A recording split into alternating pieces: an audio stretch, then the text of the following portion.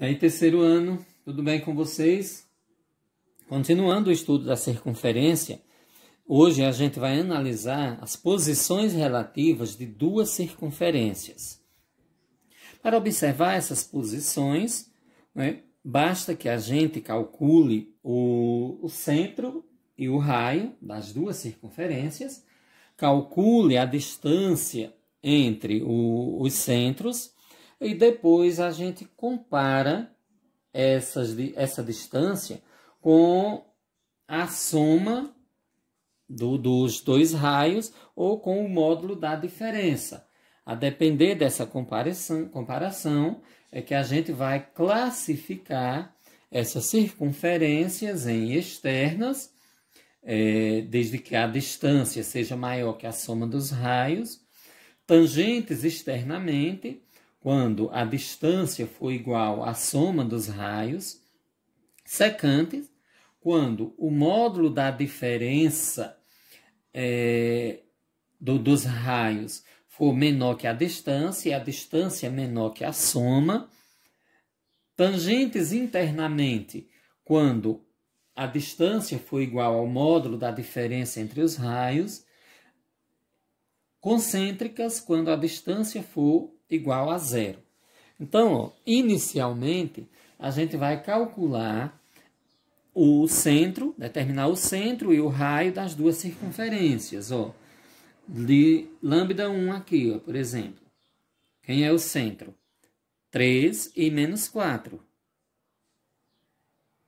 3 e menos 4. Quem é o raio?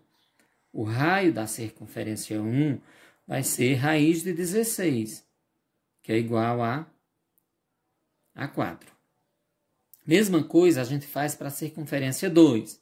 Então, C2. É só mudar o sinal. 5 e 3. O raio da circunferência 2, raiz de 4, que é igual a 2. Bom, calculei o centro e calculei o raio das circunferências.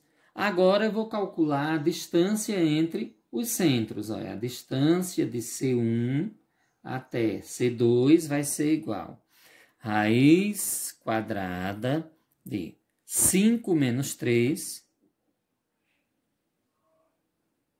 ao quadrado mais 3 mais 4 ao quadrado. Logo, a distância vai ser igual a raiz de 2 ao quadrado mais 7 ao quadrado. Tem que a distância é raiz de 4 mais 49. Distância é raiz de 53. Por aproximação, isso aqui vai dar 7,3. Olhe bem, aí a gente vai comparar. Quem são os raios? R1 é 4, R2 é 2. Consequentemente, eu tenho que a distância, que é 7,3, é maior que R1 mais R2. Ou seja, 7,3 é maior que 4 mais 2. Quando ocorre que a distância é maior que a soma dos raios, é porque as circunferências são externas. Então, lambda 1 e lambda 2 são externas. Circunferências externas. Aí vamos para o item B aqui, mesma situação. Calcula-se o centro e o raio. Então, nós temos C1 menos 3 e 0, né? Eu não tenho a coordenada Y aqui. Menos 3 e 0. R1, raiz quadrada de 1, que é igual a a 1. Mesma coisa, C2. C2 é menos 1 e 0 novamente. R2 é raiz de 1, que é igual a 1. Agora vamos calcular a distância, né? Calculando a distância, nós temos raiz quadrada de menos 1 mais 3 ao quadrado, mais 0 menos 0 ao quadrado. Quem é a distância?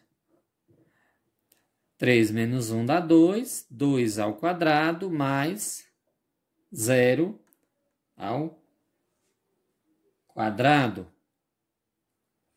Consequentemente, eu tenho que a distância é raiz de 4 mais 0, que é igual a raiz de 4, que é igual a 2. Bom, a distância entre os centros é 2. Quem são os raios? 1 da circunferência 1, 1 para a circunferência 2. Consequentemente, nós temos que a distância é igual a R1 mais R2. Quando ocorre isso, ou seja, a distância é igual à soma dos raios, né? A distância é 2, é igual a 1 mais 1, né? Os raios são 1 e 1. Quando ocorre isso, é porque as circunferências são λ1 e λ2 são tangentes externamente. As circunferências são tangentes externas. Ou seja, o primeiro passo, calcula-se o centro e o raio das circunferências. Calcula-se a distância entre os centros. Compara-se essa distância com a soma ou com o módulo da diferença entre os raios. O que ocorrer é que vai determinar a posição relativa dessas circunferências. Valeu, turma. Até a próxima.